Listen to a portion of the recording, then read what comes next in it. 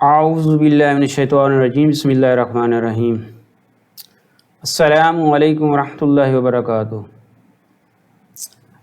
Viewers, मैं हूं मोहम्मद नदीम और आप देख रहे हैं एच टेक IT एजुकेशन। अच्छा व्यूवर्स, पिछली वीडियो के अंदर हमने डेटाबेस का एक ओवरऑल इंट्रोडक्शन हमने किया था। कंप्यूटर साइंस का जो बहुत ही एक इम्पॉर्टेंट सब्जेक्ट है, अगर आप प्रोग्रामिंग करने जा रहे हैं या अगर आप MCS करने जा रहे हैं या कोडिंग करने का इरादा है या डेटाबेस प्रोग्रामिंग यानी कि डेटाबेस एप्लीकेशन के ऊपर काम करना है, तो ये बहुत ही इम्पॉर्टेंट सब्जेक्ट है।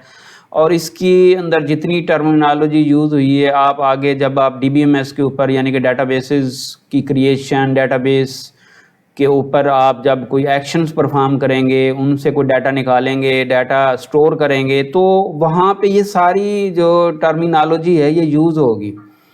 तो यूँ कह लें कि ये आप अगर आप डेवलपमेंट साइड पे आ रही हैं, कोडिंग साइड पे आ रहे हैं, तो ये जो सारी डेटाबेस के अंदर जितनी भी टर्मिनोलॉजी है, like ERD diagram, like entities, attributes और उनके रिलेशंस, फिर DBMS के अंदर कीज़ क्या होती हैं और मतलब उनका रिलेशनशिप कैसे बनता है, तो ये सारी की सारी चीज़ें यूँ कह लें कि सिर्फ ये थ्योरी की हद तक नहीं है, बल्कि जब आप प्रैक्टिकल इस पे काम करेंगे तो वहाँ पे ये बहुत ज़्यादा यूज़ होंगी। अगर यहाँ पे आपके कंसेप्ट क्लियर होंगे तो फिर वहाँ पे आपको इसको यूज़ करना बहुत आसान होगा।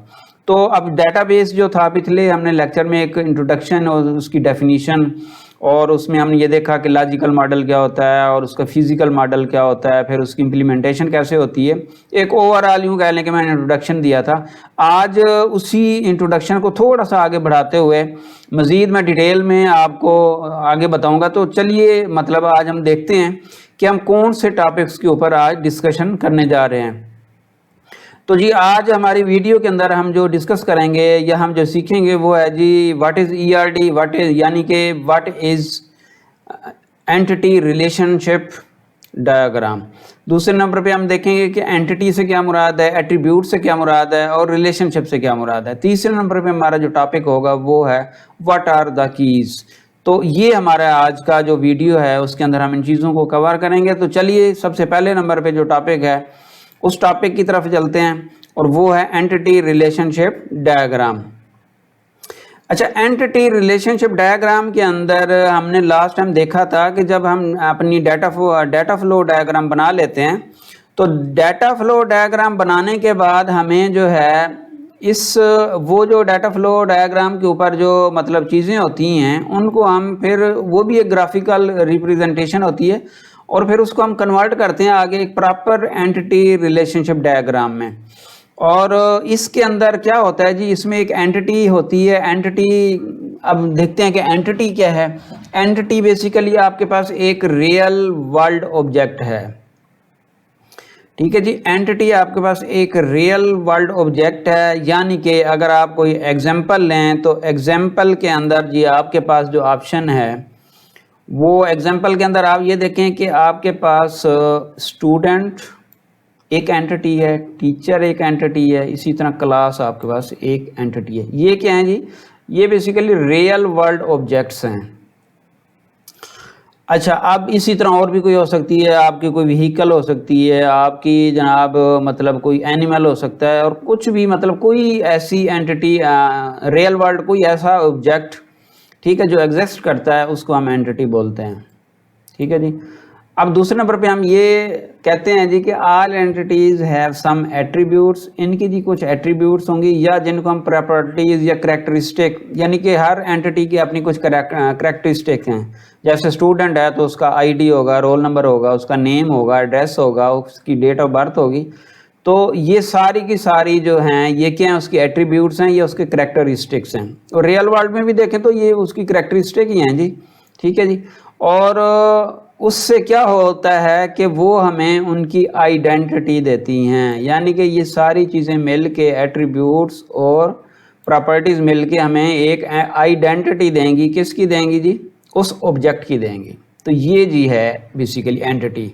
ठीक है, और आगे चलते हैं जी। उसमें आगे अगर देखें तो एंटिटीज़, अगर हम ये जो हमारी मतलब डायग्राम होगी, क्योंकि basically ERD diagram, entity relationship एक डायग्राम है, इसी को ERD बोलते हैं, डायग्राम ही है।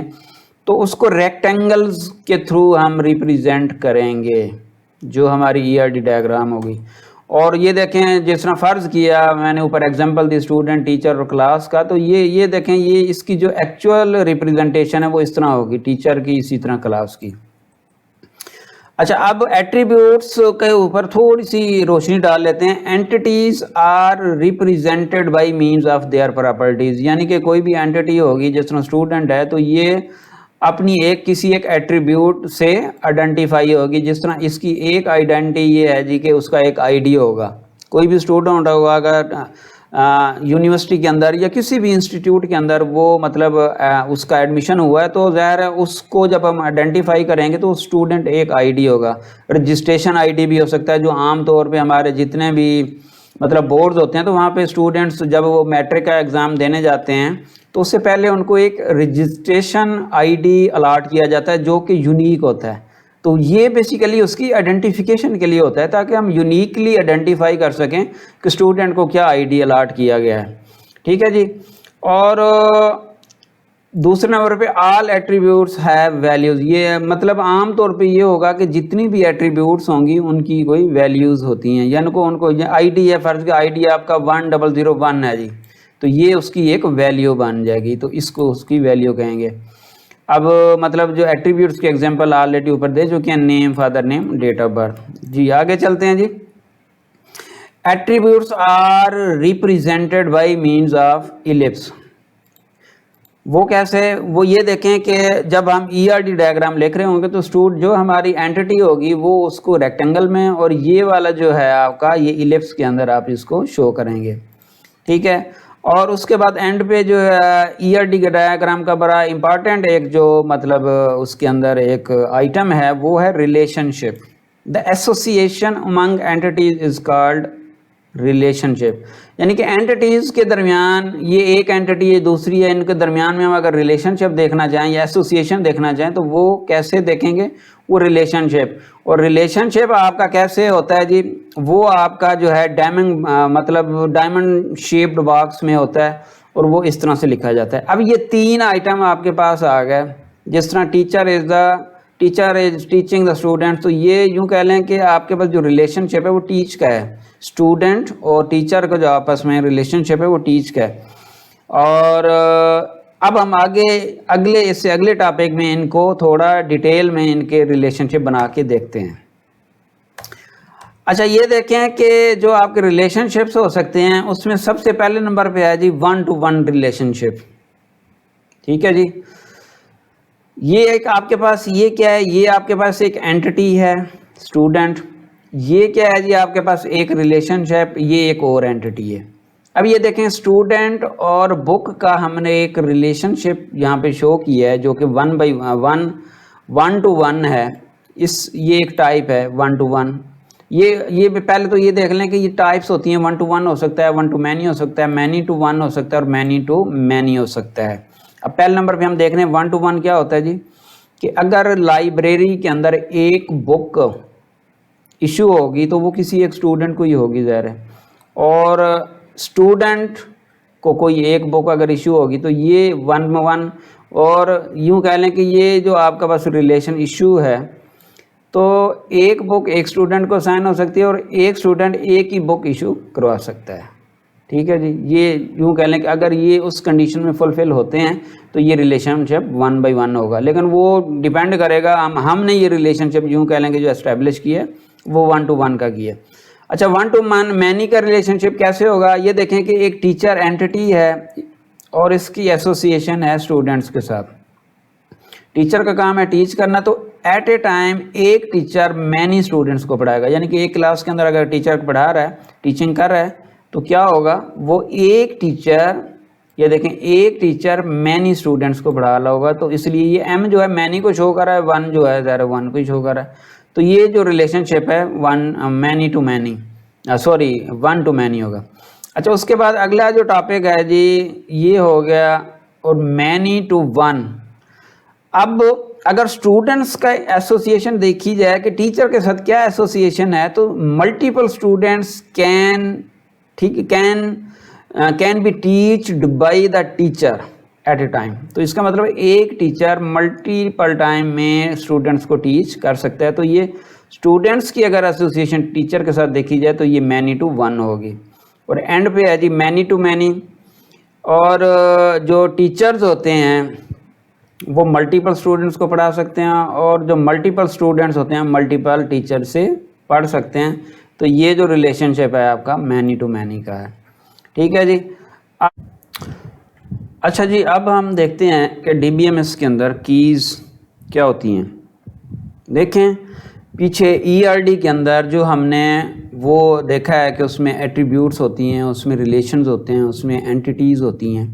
तो जब हम इनको वो चूँकि हमारे पास एक थ्योरेटिकल वर्क था, तो उसको जब हम रियल टाइम सिनेरियोज़ के अंदर जाके DBMS यानी कि किसी भी डेटाबेस जो हमारे पास DBMS है उसके अंदर डेटाबेस क्रिएट करेंगे, तो ज़ाहिर है वो जो उसकी जो कीज़ होंगी वो कॉलम बन जाएंगे, उसकी जो एट्रीब्यूट्स होंगी वो कॉलम बन जाएंगे, और उसकी जो एंटिटीज़ होंगी वो हमारे पास टेबल बन जाएंगे।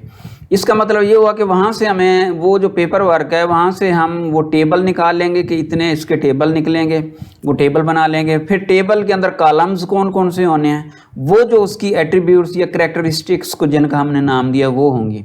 तो इसका मतलब ये हुआ कि वो जो हमारे पास ERD डायग्राम है उसी से ही हम क्या करेंगे, वहाँ से उसमें से टेबल्स नेम निकल आएंगे और उसी में से कॉलम नेम निकल आएंगे।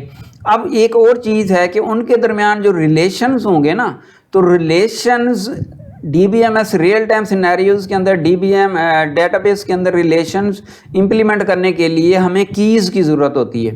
कीज़ क्या है, सिंपल यूँ कह लें कि आपके पास कॉलम्स हैं। जैसे आप एक्सेल शीट के अंदर कॉलम बनाते हैं, कॉलम्स के अंदर फिर आप रोज़ मतलब रैकेट्स डाल देते हैं तो वो रोज़ बन जाती हैं। यानी कि रोज़ और कॉलम का एक कम्बिनेशन होता है टेबल, आसान अल्फाज में अगर देखा जाए। तो इसी तरह डाटाबेस के अंदर भी अगर आप देखेंगे कि जितने भी डाटाबेसेस होंगे तो घुमा फिरा के ये चीज़ इसी पे आएगी कि उसमें रोज़ होंगे और कॉलम होंगे। अब इस हमारी डाटाबेस की स्पेशल टर्म के अंदर हम जो कॉलम्स हैं उनको फील्ड्स का नाम दे देते हैं, उनको एट्रीब्यूट्स भी कह सकते हैं, करैक्टरिस्टिक्स भी कह सकते हैं। और जो टेबल होंगे, टेबल को हम क्या कहेंगे, टेबल को हम जनाब कह सकते हैं कि ये हमारे पास एंटिटीज़ हैं।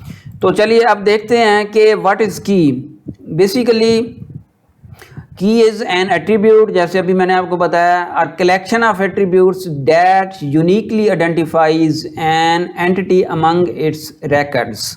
यानी कि उस एंटिटी के यानी कि उस टेबल के, अब एंटिटी का मीनिंग टेबल, उस टेबल के अंदर जितने भी रिकॉर्ड्स होंगे, जितने भी रोज़ होंगी, रैकेट और रोज़ भी एक ही बात है, यानी कि उसमें रोज़, हर रोज़ एक रैकेट को रिप्रेजेंट करेगी। उसके अंदर जितनी रोज़ होंगी या जितने रैकेट्स होंगे उनमें से हर एक रैकेट को यूनिकली आइडेंटिफाई करने के लिए हम की का इस्तेमाल करते हैं। और दूसरे लफ्ज़ों में ये एट्रीब्यूट है, कहने का मतलब ये है कि ये कॉलम ही है भाई, ये कॉलम ही है कि ये हम उन कॉलम में से कुछ स्पेसिफिक कॉलम निकाल लेते हैं, उनकी कीज़ बना लेते हैं। वो कैसे बनाते हैं अभी मैं बताता हूँ।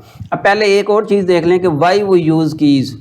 इसका पर्पज़ ये है कि एक तो मैंने आपको बता दिया कि यूनिकली आइडेंटिफाई करने के लिए कि रो के अंदर फ़र्ज़ किया स्टूडेंट का रैकेट्स है, अगर आप उसका कोई यूनिकली आइडेंटिफाइएबल अगर कॉलम नहीं डालते, सिर्फ नेम ही डाल देते तो नेम तो भाई डुप्लीकेट हो सकते हैं। अब अब्दुल-रहमान है, अब्दुल-रहमान कई बंदों का नाम हो सकता है। अब्दुल हादी है, अब्दुल हादी कई बंदों का नाम हो सकता है। ठीक है जी। मोहम्मद वसीम है, मोहम्मद वसीम कई बंदों का नाम हो सकता है। तो इसका मतलब ये होगा कि हमारे पास कोई एक ऐसा कॉलम होना चाहिए जिसके अंदर वैल्यूज़ यूनिक हों और वो यूनिकली उस रिकॉर्ड को आइडेंटिफाई करे। तो इसके लिए हम क्या यूज़ करते हैं, की यूज़ करते हैं। और इसका पर्पज़ क्या है कि ये यूनिकली जो हमारे पास रो होगी या रिकॉर्ड होगा टेबल के अंदर, उसको यूनिकली आइडेंटिफाई करेगा। अच्छा, दूसरे नंबर पे टेबल कैन कंटेन मिलियन। हाँ अच्छा, ये एक और बड़ी ज़रूरी और इम्पॉर्टेंट चीज़ कि एक टेबल के अंदर ये ना देखें कि 5-6 रिकॉर्ड होते हैं। बाज़ टेबल जब आप रियल टाइम डेटाबेसेस के ऊपर काम कर रहे होंगे तो मिलियंस ऑफ रिकॉर्ड्स हो सकते हैं एक टेबल के अंदर। ठीक है जी। अब उस केस में ये चीज़ इंश्योर करना कि वहाँ पे हर रिकॉर्ड यूनिक होगा, तो उसके लिए ज़रूरी है कि कोई की हो। तो ये यूँ कह लें कि की बहुत इंपॉर्टेंस है DBMS के अंदर। तो तीसरे नंबर पे इसका एक और काम है, और भी ऐसे इससे हम काम लेते हैं, लेकिन जो मेनली यूज़ होते हैं वो ये है कि इसका फिर इसके अलावा जो की है वो रिलेशनशिप, एक यूनिकनेस के लिए, ठीक है जी, और दूसरा रिलेशनशिप के लिए, और तीसरे नंबर पे uniquely identify to identify any row uniquely. अच्छा, तो ये हमारे पास क्या है जी, ये कीज़ हम यूज़ क्यों करते हैं। अच्छा, अब आगे देखें कि हमारे पास इसकी टाइप्स होती हैं।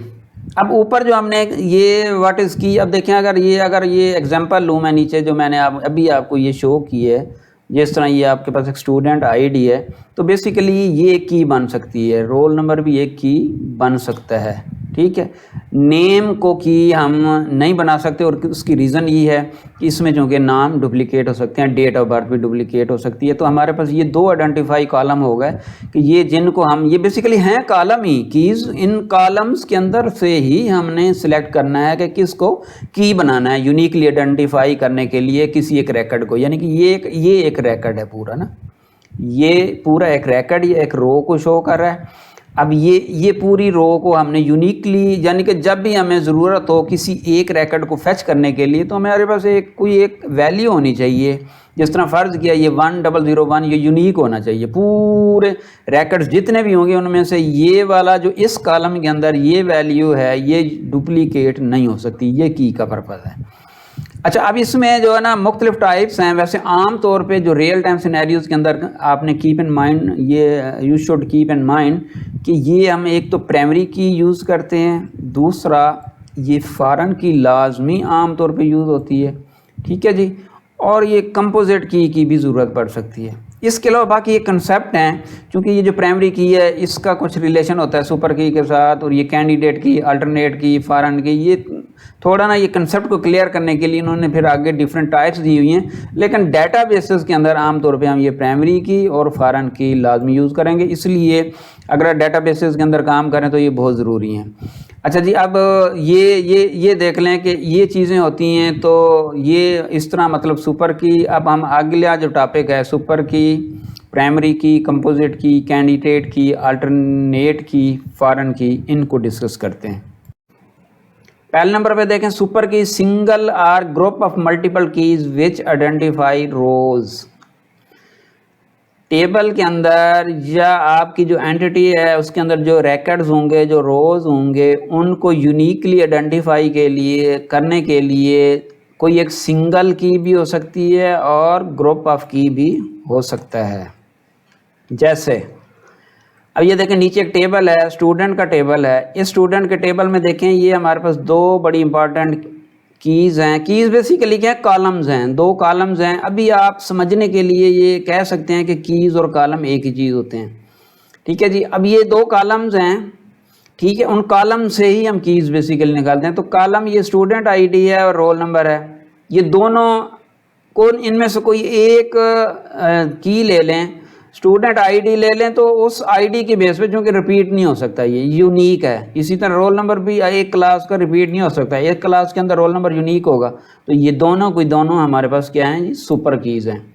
अब आते हैं प्राइमरी की। अच्छा, प्राइमरी कीज़ के अंदर जो है कॉलम और group of column that uniquely identify every row. DBMS के अंदर जो है हम जो यूज़ करते हैं वो प्राइमरी की, ठीक है जी, प्राइमरी की हो सकती है, कंपोजिट की हो सकती है और फॉरेन की हो सकती है। तो इस केस में अब जो सुपर कीज थी वो हमारे पास दो थी, इनमें डिफरेंस देखें, सुपर की और प्राइमरी की। ये दो थी, दोनों सुपर की हैं, ये दोनों ग्रुप जो है ये दोनों सुपर कीज का है। लेकिन प्राइमरी की के अंदर हमारे पास ऑप्शन है कि इनमें से कोई एक ये भी ले सकते हैं और ये भी ले सकते हैं, ये प्राइमरी की होगी, और ये इनमें से हर एक यूनिकली आइडेंटिफाई करती है। अब इसके कुछ रूल्स हैं। 2 rows can not have the same key value, 2 rows की सेम की वैल्यू नहीं हो सकती।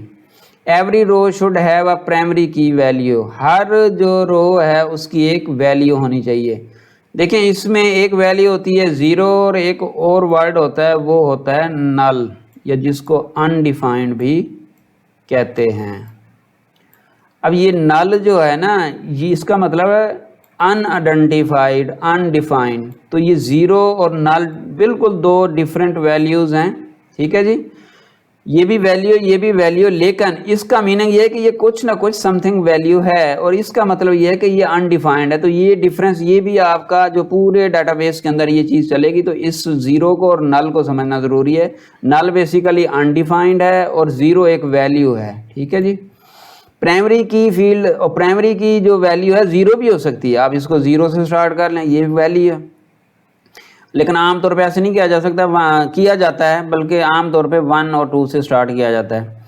अच्छा, उसके बाद ये देखें कि primary key field can not be null, ये हमने देख लिया। प्राइमरी, अच्छा, value in the primary key column can never be updated. अब ये एक और चीज़ आ गई कि एक दफ़ा आपने इसको प्राइमरी की बना दिया DBMS के अंदर, तो ऐसा नहीं है कि फिर उस की को आप चेंज कर लें, ऐसा नहीं होगा। आप एक दफ़ा जो प्राइमरी की बन जाती है, और अगर आप, और दूसरी बात यह है कि वो प्राइमरी की अगर कहीं रेफ़र कर रही है, रेफ़र नहीं कर रही तो फिर तो चलें अपडेट कर सकते हैं, लेकिन अगर वो किसी और मतलब टेबल के साथ उसका एक रिलेशनशिप बन गया है और वहाँ पे यूज़ हो रही है, तो फिर आप उसको चेंज नहीं कर सकते। अच्छा, कंपोजिट की क्या हो जाती है? कंपोजिट क्या होती है जी? Composite key is a set of 2 or more attributes that are together selected as a composite key. अगर इन दोनों कीज़ को हम प्राइमरी की दोनों कीज़ को सिलेक्ट कर लें और प्राइमरी की बना लें, जो कि हम बना सकते हैं, तो उस केस में ये कंपोजिट प्राइमरी की बन जाएगी।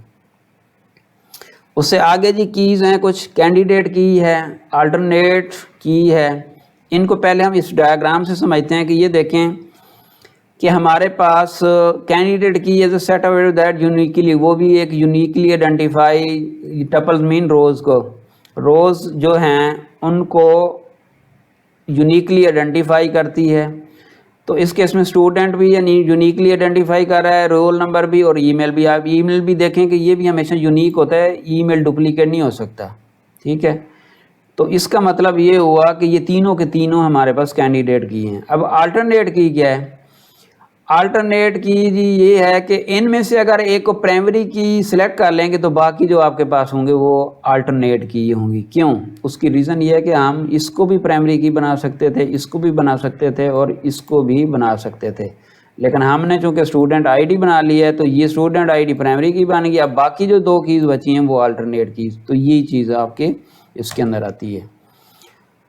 अच्छा, फॉरेन की को देखते हैं जी कि फॉरेन की क्या होती है। फॉरेन की कॉलम दैट इज प्राइमरी की इन एन अदर टेबल। बहुत इंपॉर्टेंट ये की है जी, आपकी रियल टाइम सिनेरियोज के अंदर ये की यूज़ होगी, इसको इसलिए अच्छी तरह समझ लें। देखें, हमारे पास दो टेबल्स हैं, एक टेबल का नाम है स्टूडेंट और एक टेबल का नाम है टीचर। अब ये जो है इसकी फील्ड्स हैं या इसके कॉलम्स आईडी है और नेम है, ये टीचर आईडी है और टीचर नेम है, ठीक है जी। ये इसकी मुख्तलिफ वैल्यूज़ हैं। अब हमने एक और टेबल बनाया जो ये बताता है कि हम किसी क्लास के अंदर हम ये देखना चाह रहे हैं कि क्लास के अंदर कौन से स्टूडेंट्स हैं और उन स्टूडेंट्स को कौन से टीचर पढ़ाएंगे, ठीक है। अब ये देखें कि फ़र्ज़ किया, यहाँ पे वैल्यू थोड़ी ये चेंज करनी पड़ेंगी, ये मिस्टेकनली एंटर हो गई हैं। फ़र्ज़ किया अगर टीचर है जी आपके पास, इकराम साहब पढ़ा रहे हैं अगर एक क्लास को, तो उस केस में यहाँ पे क्या होगा, ये वैल्यू आ जाएगी 1001। इसी तरह ये नीचे वाली इन सब में यही एक वैल्यू आ जाएगी। अब ये देखें इसी तरह जी स्टूडेंट है, स्टूडेंट यानी कि फ़र्ज़ किया ये स्टूडेंट इकराम अली कदीर, ये अलहदा स्टूडेंट है, नेम वैसे डिफरेंट होने चाहिए थी लेकिन चलें इसका। अब ये देखें कि स्टूडेंट आईडी है, इसका रिलेशनशिप स्टूडेंट टेबल के साथ है। अभी ये टेबल एक टेबल है, इसके आगे मल्टीपल रिलेशंस हैं, टेबल स्टूडेंट के साथ भी है, टेबल टीचर भी है क्लास टेबल के। तो अब चूंकि यहाँ पे ये हमने प्राइमरी की बनाई है, फ़र्ज़ किया ये हमारे पास प्राइमरी की है और ये भी हमारे पास पीके मीन प्राइमरी की, ये भी प्राइमरी की है, तो इस केस में ये यहाँ पे फॉरेन की बन गई है, एफ के मीन फॉरेन की। और यहाँ पे ये जो स्टूडेंट आईडी है ये भी यहाँ पे फॉरेन की बन गया है। अच्छा, एक और चीज़ आपने ध्यान में रखनी है कि यहाँ पे जो हमारे पास क्लास आईडी है, यहाँ पे ये बेसिकली प्राइमरी की है, और किसी और टेबल के अंदर अगर इसको यूज़ करेंगे तो फिर ये उस टेबल की ये फॉरेन की बन जाएगी। तो ये चीज़ है, उम्मीद है कि आपको समझ आई होगी। एक दफ़ा फिर आपको दोहरा दूँ कि हमारे पास 3 टेबल हैं, स्टूडेंट का टेबल है, इस टीचर का टेबल है, एक क्लास का टेबल है। इनके हमने रिलेशनशिप बनाए हैं। वो कैसे बनाए हैं, ज़रूरत क्यों पड़ी है? वजह यह है कि हमने स्टूडेंट्स क्लास को असाइन करने हैं और हमने ये भी साथ देखना है कि उस क्लास को कौन से टीचर पढ़ा रहे हैं। ठीक है जी। एक कोई क्लास है, XYZ कोई भी क्लास है, तो उसका पहले एक रिकॉर्ड PK आ गया। अब उसके बाद हमने स्टूडेंट ID रखा जो कि वैल्यू आएगी इधर से। तीसरे नंबर पे हमने जी ये वैल्यू रखा इधर, ये इसका एक ID रखा टीचर ID, और इसकी वैल्यू आएगी टीचर टेबल से। अब ये देखें कि इसमें अब ये प्राइमरी की थी, ये यूज़ हो रही है यहाँ पे। तो जो फॉरेन की होगी, एक और इम्पॉर्टेंट पॉइंट, जो फॉरेन की होगी या तो उसकी वैल्यू नल होगी या वो जो होगी वो इनमें से मैचिंग होगी, यानी कि इनमें से कोई हो सकती है, इसके अलावा नहीं हो सकती। ठीक है जी। इसी तरह यहाँ पे भी, तो ये प्राइमरी की और फॉरेन की कुछ टर्म्स थी। तो उम्मीद है कि आज का जो लेक्चर है आपको इसमें अच्छी तरह आपको समझ आई होगी, और एंड पे वही कि अल्लाह ताला हम सब के हलाल रिज़्क़ में बरकत अता फरमाए, और अल्लाह ताला हमें अपने सिवा किसी का मोहताज ना करे। इन दुआओं के साथ अल्लाह हाफ़िज़।